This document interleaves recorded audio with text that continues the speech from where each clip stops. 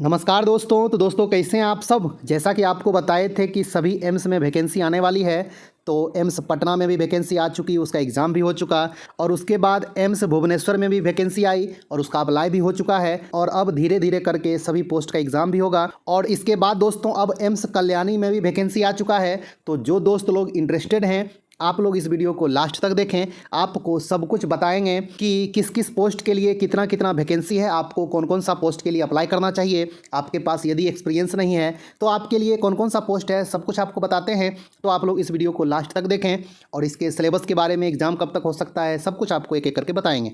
जिन दोस्तों को ये नहीं पता होगा कि एम्स कल्याणी कहाँ है, तो ये पश्चिम बंगाल में है, ये कोलकाता के पास है। यदि आप वेस्ट बंगाल से हैं तो आप इसका अप्लाई जरूर करें। यदि आप आसपास के स्टेट से भी हैं, जैसे कि बिहार से हैं, उड़ीसा से हैं, झारखंड से हैं, तब भी आप इसका अप्लाई जरूर से जरूर करें। आप इंडिया के किसी भी कोने से हैं और आप प्रिपरेशन कर रहे हैं, आपका एक अच्छा खासा तैयारी है, तो आप इसका अप्लाई जरूर करें। ओके, तो दोस्तों चलिए आपको एक एक करके पोस्ट वाइज वैकेंसी दिखाते हैं और उसके बाद आपको आगे का डिटेल्स के बारे में बताएंगे। तो दोस्तों जैसा कि आप लोग देख रहे हैं कि इसमें बहुत सारे पोस्ट के लिए वैकेंसी है। टोटल 22 टाइप्स के पोस्ट के लिए वैकेंसी आई है। तो आपको सबसे पहले ये बताते हैं कि आप किस पोस्ट के लिए अप्लाई कर सकते हैं यदि आपके पास कोई भी एक्सपीरियंस नहीं है। तो दोस्तों यदि आप लोग ग्रेजुएट हैं और एक अच्छा खासा प्रिपरेशन आपका है तो आप एग्जीक्यूटिव असिस्टेंट के लिए अप्लाई कर सकते हैं। बहुत ही अच्छा पोस्ट है, लेवल 6 का पोस्ट है। इसको एम्स पटना में ऑफिस असिस्टेंट कहा जाता है, एम्स भुवनेश्वर में जूनियर एडमिनिस्ट्रेटिव ऑफिसर कहा जाता है।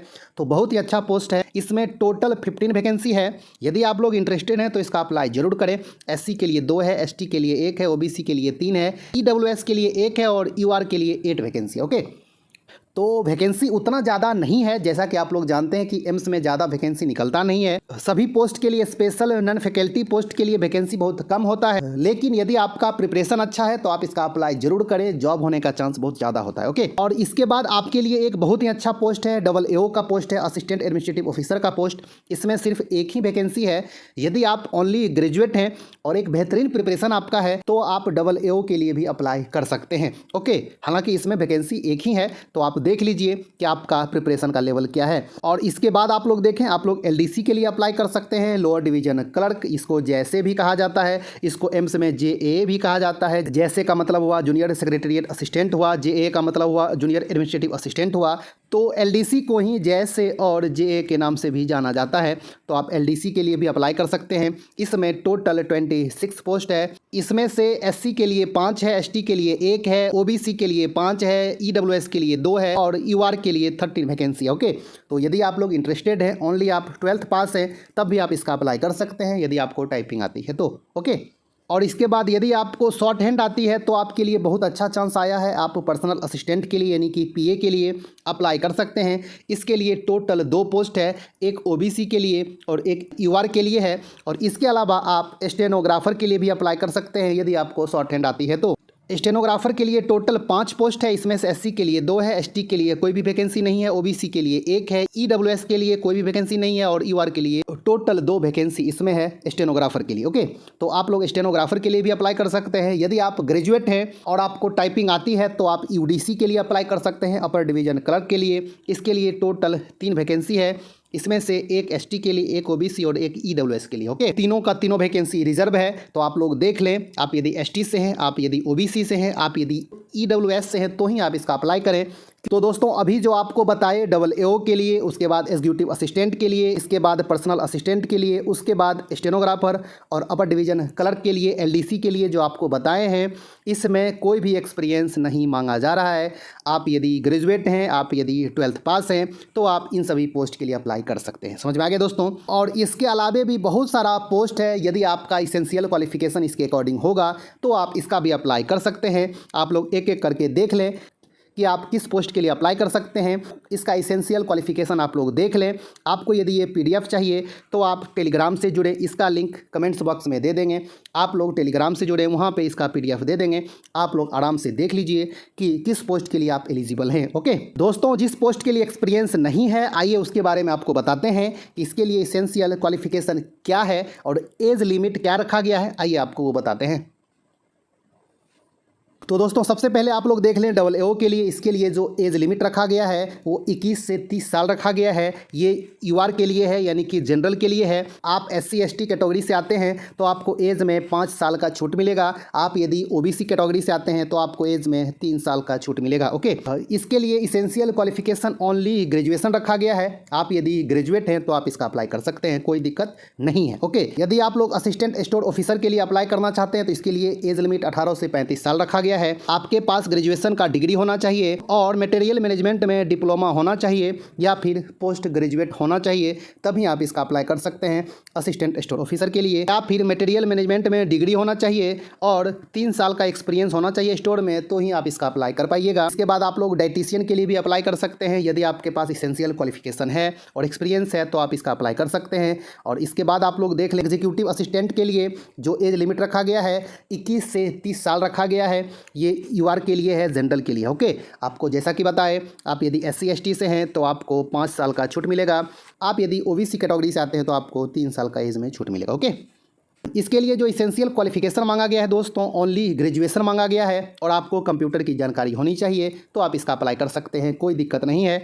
इसमें टाइपिंग वगैरह का कोई इशू नहीं है। ओके, एग्जीक्यूटिव असिस्टेंट के लिए आप जरूर से जरूर अप्लाई करें। ओके, इसके बाद दोस्तों आप लोग देख लें कि आपके पास किस पोस्ट के लिए एसेंशियल क्वालिफिकेशन है, आप उसी के अकॉर्डिंग अपना अप्लाई कर सकते हैं। ओके,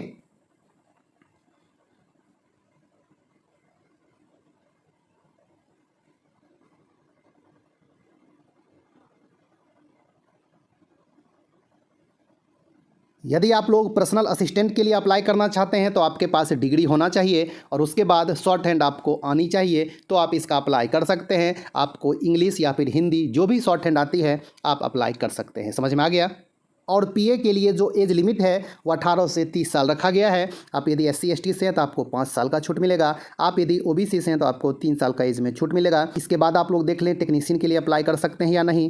इसके बाद आप लोग देख लें कैशियर के लिए, इसके लिए भी 2 साल का एक्सपीरियंस होना ज़रूरी है। किस पोस्ट में एक्सपीरियंस नहीं है तो LDC में कोई भी एक्सपीरियंस नहीं मांगा जा रहा है। इसमें जो एज लिमिट रखा गया है वो 18 से 30 साल रखा गया है। आप इसका अप्लाई कर सकते हैं। इसके लिए जो इसेंशियल क्वालिफिकेशन रखा गया है ओनली 12th पास रखा गया है और आपको टाइपिंग आनी चाहिए।